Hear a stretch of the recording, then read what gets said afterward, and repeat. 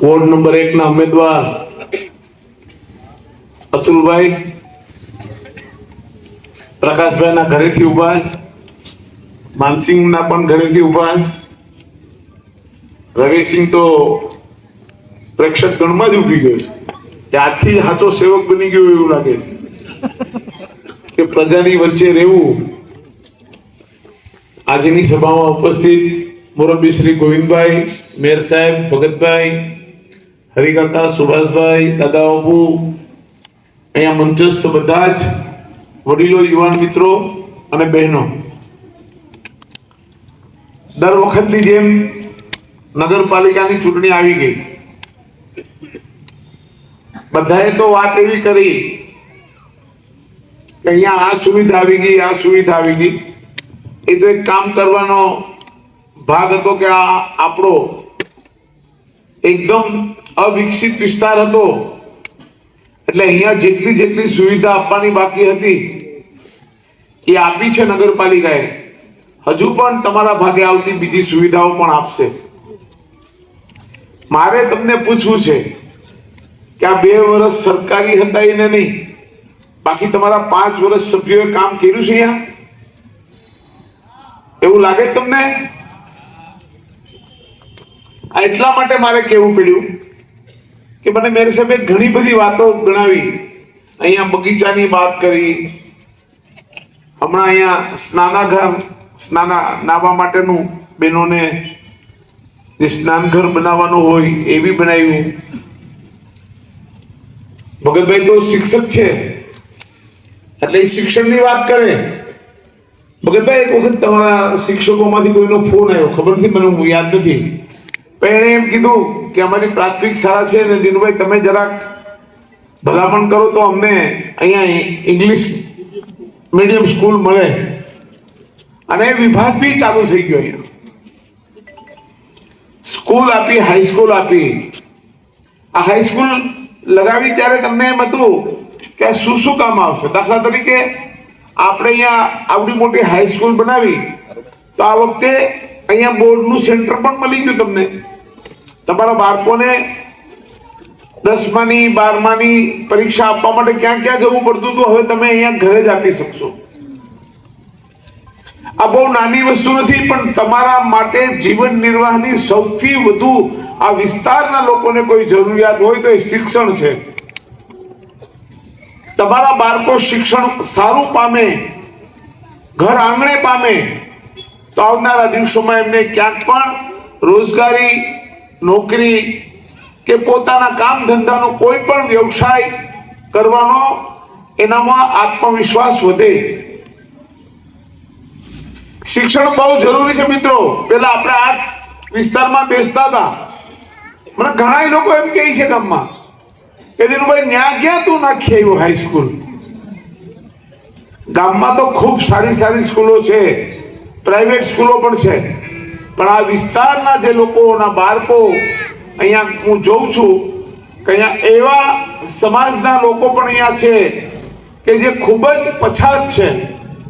એના બાળકો કોઈ પ્લાસ્ટિક વીણવા જાય, કોઈ કાચ વીણવા જાય, પણ ભણવા નથી જતા. મારે ભગતભાઈને આ વિસ્તારમાં રહેતા શિક્ષક ભાઈ બહેનોને કેવું છે, આ વિસ્તારમાં ખૂબ જ શિક્ષક ભાઈ બહેનો અને નોકરિયાતો, નોકરીમાં જનારા ખૂબ મોટા માણસો બી અહીંયા છે.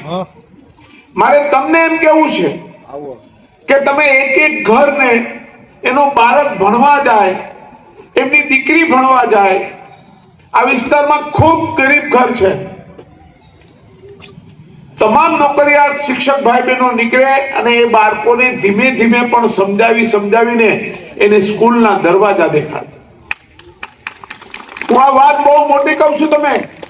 તમે કોઈને 5 રૂપિયાની મદદ કરતા હશો, કોઈ તમારે ત્યાં પ્રસંગ આવે ત્યારે ખૂબ સારું જમાડતા હશો, કે તમારા ઘરે આવે તો તમને એમ થાય કે લાવ ને હું એને 2 જોડી જૂના કપડા આપી દઉં, તમને એમ થાય કે મેં દાન કરી દીધું. એના કરતા સૌથી મોટું દાન છે વિદ્યાદાન છે. તમે ગરીબોના બાળકોને તમારી પાસે, આ બધા જ અહીંયા બેઠા છે, બધાને કહું કે એક એક ઘર પકડીને આ વિસ્તારમાં, ખાસ કરીને મને ખબર છે કે અહીંયા દેવી પૂજક સમાજ છે, વણાટ સમાજ છે, ખૂબ ગરીબાઈમાં જીવનારો વર્ગ આ વિસ્તારમાં જ રહે છે. આ ગામમાં 512 છે, 312 છે, પાછળ અમારા બધા હાડી હરિજન ભાઈઓના ઘર બધા છે, વાલ્મીકી સમાજના ઘણા પરિવારો અહીંયા રહે છે. આ બધા સમાજોને તમે એમાંથી તમને યોગ્ય લાગે કોઈને કોઈ તમારે ત્યાં કામ કરવા આવતો હશે, વાળવા આવતો હશે, મજૂરી કરવા આવતો હશે, એને પૂછો કે તમારી દીકરી ભણવા જાય છે, તમારો દીકરો ભણવા જાય છે, તો કહેશે તમને એની સાચી વાત એ લોકો કહેશે. હું તમને એટલું જ કહું કે તમે આવા ઘર પરિવારોમાંથી ખાલી એક દીકરો કે દીકરીને તમે એને બરાબર ભણવાની જવાબદારી લ્યો, એને કપડા, ચોપડા, દફતર આટલી વસ્તુ જ પૂરી પાડો તમે, તો તમને એમ થશે કે આ વિસ્તારમાંથી કેટલાય છોકરાઓ ઠેઠ કોલેજ સુધી જઈ શકશે. અને આ વાત એ જે યુવાન થશે ત્યારે એ તો યાદ રાખશે, પણ એના ગરીબ પરિવારના લોકો પણ તમને યાદ રાખશે. અને તમને પોતાના જીવનમાં એવું થશે કે અમે કંઈક સારું કામ કર્યું. ચૂંટણી આવે એટલે વાતો બધા કરે. તમારા વિસ્તારમાં મેં જે સભ્યો નગરપાલિકામાં ભારતીય જનતા પાર્ટીએ મૂક્યા છે, ખૂબ સમજદારી પૂર્વક મોકલ્યા છે. અમે માનસિંહભાઈ હોય, પ્રકાશ હોય, સુભાષભાઈ હોય કે અમારો અતુલ બી હોય, એ અતુલને તો અમારે કોડીનાર શહેરમાં બધા 108 કહે છે, ખબર તમને? તમે યાદ કરો ને હાજર થઈ જાય. નાનો લાગે પણ કામ બહુ કરે. તમે કોઈ પણ વસ્તુ જ્ઞાતિ જાતિના ભેદભાવ વગર તમારી પાસે ઘણા લોકો અહીંયા આવશે ભાઈ કે અમે તમને આમ કરી આપશું ને આમ કરી આપશું. ભાજપે આ નથી કર્યું ને આ નથી કર્યું કહેશે બી, સાંભળવાનું. તો એને તમારે એટલું પૂછવું કે તમે શું કર્યું અત્યાર સુધી અમારા માટે, એટલું તો તમે પૂછી શકો ને. એને તમારે પૂછવું કે આવો ભયંકર રોગચાળો ફાટ્યો તો કોરોનાનો, ત્યારે કોંગ્રેસ પાર્ટીના લોકો ક્યાં હતા? મારે આપને બધાને પૂછવું છે મિત્રો. જ્યારે ભારતીય જનતા પાર્ટીનો એક કાર્યકર કોરોના કાળમાં આ ખાંડ ફેક્ટરીની અંદર બેસીને એક નાનકડી એવી હોસ્પિટલ રાણાવાલા ટ્રસ્ટમાં બનાવીને આ વિસ્તારના યુવાનોએ કેટલાય લોકોના જીવ બચાવ્યા. આને કહેવાય કામ મિત્રો, આને કહેવાય કામ. આમાં ઘણા ઉભા ઉમેદવારમાં તમને બધા આવશે, એને પૂછજો. પેલા એને આ ફેક્ટરીની રાખ ઉડતી હતી.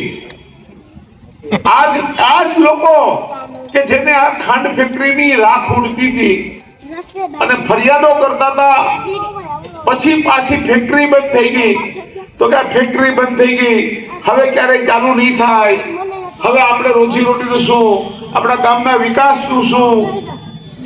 આવું બધું કેનારા લોકો જ મત માંગવા આવવાના છે તમારી પાસે. યાદ રાખજો, હું શિક્ષિત લોકોને મારો ઈશારો આપું છું કે તમે એમને પૂછજો કે આવજો તમારે મારા ભાઈ, તમારે કહેતા હતા કે આ ખાંડ ફેક્ટરી ચાલુ નહીં થાય, એનો જવાબ લેવા માટે 15 તારીખે તમે ખાંડ ફેક્ટરીના ગ્રાઉન્ડમાં આવજો.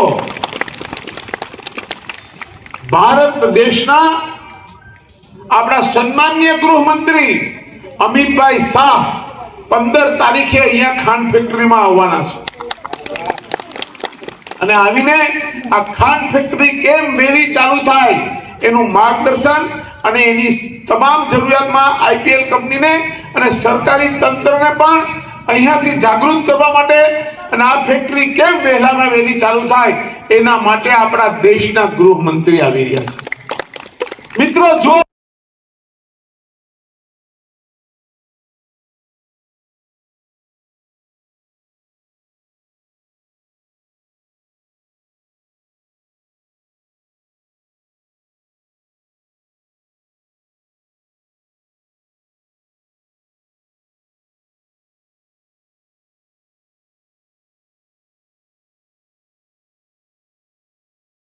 અમે કહીએ છીએ કે કોડીનારની ભારતીય જનતા પાર્ટી અને ભારતીય જનતા પાર્ટીનો એક આગેવાન અને એક કાર્યકર તમારી સાથે છે મિત્રો.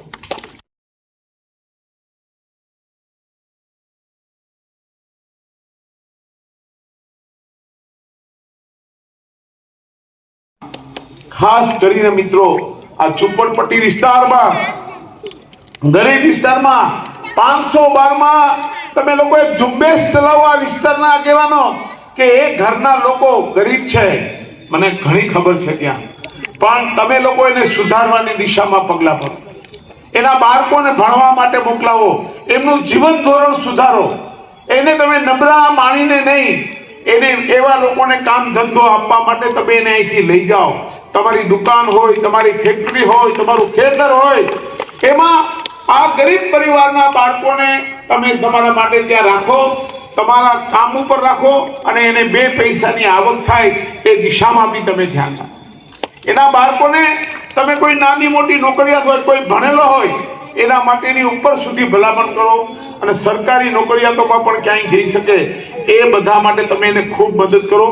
ફરી વખત મિત્રો આપ બધાને કહું છું, 16 તારીખે ભારતીય જનતા પાર્ટીના 4 ઉમેદવાર છે. એ 4 ઉમેદવારને કમરના નિશાન ઉપર, તમારે બીજું કાંઈ નથી જોવાનું, નામ નહીં, કામ નહીં, કંઈ નહીં જોતા, કમરના નિશાન 4 નિશાન છે, 4 નિશાન ઉપર તમારે મત આપવાનો છે. એટલે ભારતીય જનતા પાર્ટી આપને એટલું વચન આપે કે આ વિસ્તારમાં જેટલી બી અમારાથી શક્ય હોય એટલી વધુમાં વધુ તમને સેવા કરીને આ વિસ્તારને ઉપર લાવવાનો અમે પ્રયત્ન કરશું, એવી ખાતરી સાથે વિનવું છું. વંદે માતરમ. ભારત માતા કી આભાર વિધિ માટે હું સુભાષભાઈને વિનંતી કરીશ અને